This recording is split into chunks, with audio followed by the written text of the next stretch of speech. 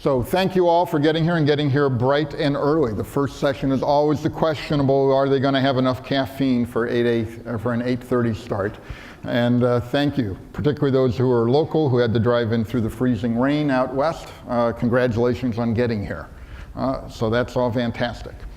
I'd like to now introduce Gigi Hirsch, our Executive Director of the Center for Biomedical Innovation and the leader of NEWDIGS, who will tell us a bit about the day and what to expect and our objectives. Actually, what I'm going to do first is go to these slides here, please. Okay. On behalf of the Center for Biomedical Innovation at MIT and our NEWDIGS initiative, welcome. Delighted to have you here with us. We're going to have a great couple of days, and we're really happy you're here with us for that. Some of you might be wondering why we're starting with a picture of an oasis, and there's a little bit of a story behind this. A number of us in the room have been working together off and on since 2010 when NEWDIGS first launched. And this year, one of our collaborators, I asked her to give a presentation, an update on something, and she's very busy, so I always feel a little bit guilty about doing that. But when she came, she opened her presentation with a picture of an oasis. And she said, you know, my life is nuts in the company, but whenever I can find enough time to carve out and come over to NEWDIGS, this place is like my oasis. So we welcome you to our oasis, and we hope that you find the next couple of days feels the same way to you as well. So for those of you who do not know what MIT NEWDIGS is, first it's an acronym for New Drug Development Paradigms. It's not a linear acronym because nothing in NEWDIGS is linear. We think of ourselves as a safe haven think and do tank with the emphasis on do. And MIT's Center for Biomedical Innovation is the convener and the neutral intermediary. We are focused on driving real-world impact, not putting out white papers or peer-reviewed publications alone. We like to drive impact and then write about it as well. The way that we do our work is together, as multi-stakeholder collaborators, we are developing methods and tools that are open access and that we're applying and refining as we go. And those tools are meant to help us be productive when we get into a room together. One of the professors that I work with said to me a couple of years ago, okay, I get it. We can't keep working as individuals or in our silos anymore, and I can get anybody you want into a room. I just don't know what to do with them once they're there. So we like to try hard to make it productive when we do all get together. And our focus is on system-level innovation, not individual technologies, not individual products. And we are a global operation. We're not just domestic, and we work with all the stakeholder groups across the entire biomedical and healthcare innovation value chain, which means that we are working very much across silos. And as you all know, there are lots of silos in our world of innovation.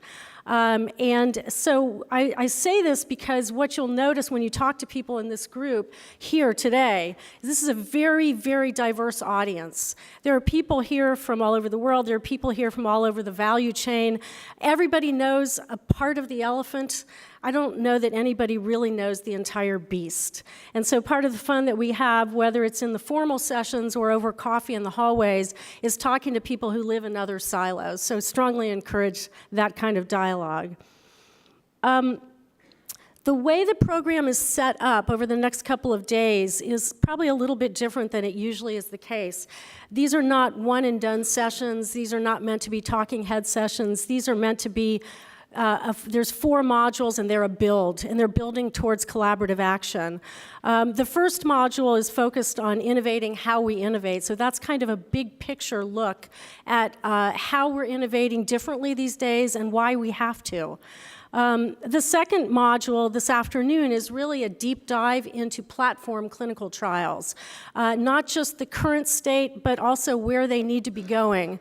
And the third module tomorrow morning is really about data and evidence across the product lifecycle. So this is about connecting learning pre-market and post-market, keeping it continuous with feedback loops. And then the fourth module tomorrow afternoon is really about large-scale change management.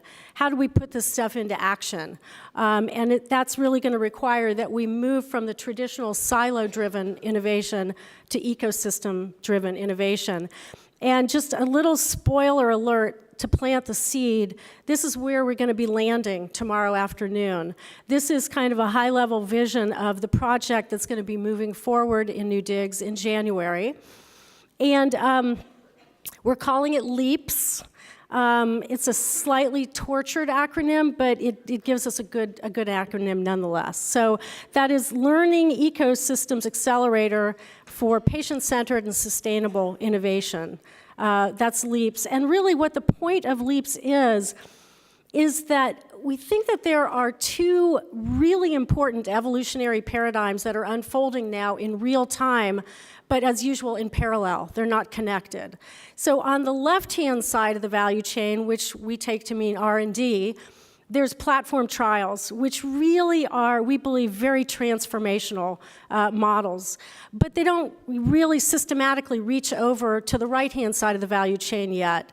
And similarly, on the right-hand side of the value chain, you have learning healthcare systems, a la Lynn Etheridge and the Institute of Medicine, and many exciting projects that are coming from that. But those also do not systematically reach back to R&D. So we think it's time for them to get married.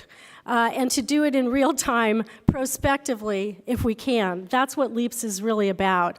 And we're framing this as being connecting these two universes, these two worlds, through what we're calling a learning engine. So you'll be hearing references to the LEAPS project multiple times over the next 2 days. And ultimately, we hope that we'll have the opportunity to collaborate with many of you in the room on the LEAPS project, because that vision is not just going to take a village, it's really going to take an ecosystem to make it happen. So we look forward to working with many of you on that. And so Mark, I think we're good to go. All right. Well, thank you, Gigi. Let's give her a round of applause quickly for setting up our day and objectives.